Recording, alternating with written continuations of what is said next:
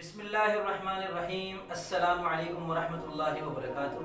میں محمد اسامہ سرسری آپ کی خدمت میں لغات سرسری کے تحت ایک دلچسپ لفظ کی شاعرانہ تحقیق کے ساتھ حاضر ہوں۔ اس لفظ کے مترادفات کیا ہیں اور اس کا جاننا کتنا ضروری ہے، ایک شاعر ان چیزوں سے اچھی طرح واقف ہے۔ شاعری میں کسی لفظ کے مترادفات سے بہت کام لیا جاتا ہے، اور بالخصوص مترادفات میں سے کون سا مترادف کس زبان سے اردو میں آیا ہے، یہ معلوم ہونا اس لیے بھی ضروری ہے کہ شاعری میں لسانی فضا کو ہموار اور یکساں رکھنا ضروری ہوتا ہے۔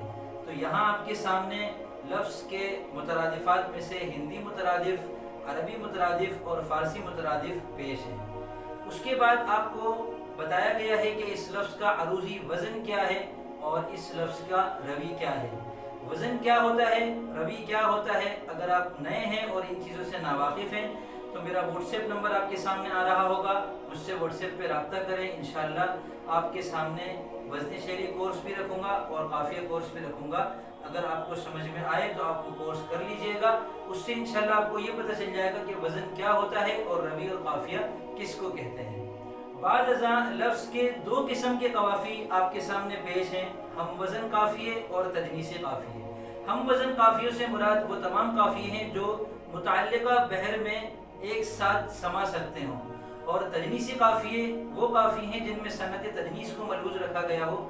صنعت تجنیس یہ ہے کہ دو لفظوں میں زیادہ تر حروف ایک جیسے ہوں، تو جن دو لفظوں میں ایک جیسے حروف کئی سارے ہوں ان کو شاعری میں لانا بھی خوبی شمار ہوتا ہے، نثر میں لانا بھی خوبی شمار ہوتا ہے۔ اس لحاظ سے لغات سرسری کے تحت تجنیسی قافیوں کی جو پیشکش ہے، الحمدللہ اردو لغات میں یہ ایک قابل فخر امتیازی اضافہ ہے۔ ویڈیو مکمل دیکھنے کا شکریہ۔ لغات سرسری کی تمام ویڈیوز کا لنک اور اس ویڈیو کی ٹائمنگ فہرست آپ کو نیچے ڈسکرپشن میں نظر آ جائے گی۔ ڈسکرپشن میں جائیے، وہاں آپ کے سامنے ایک لنک ہوگا، اس پر کلک کریں گے تو لغات سرسری مکمل آپ کے سامنے آ جائے گی۔ اس کے علاوہ کون سی چیز اس ویڈیو میں کتنے منٹ پر نظر آ رہی ہے، اس کو ٹائمنگ فہرست کہتے ہیں، یہ بھی انشاءاللہ آپ کو نیچے ڈسکرپشن میں نظر آ جائے گی۔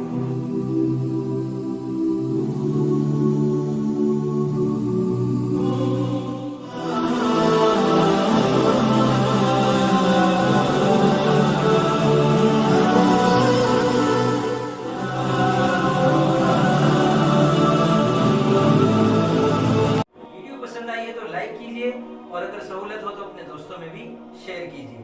ملتے ہیں انشاءاللہ جلد اگلی مفید ویڈیو کے ساتھ، تب تک کے لیے فی امان اللہ۔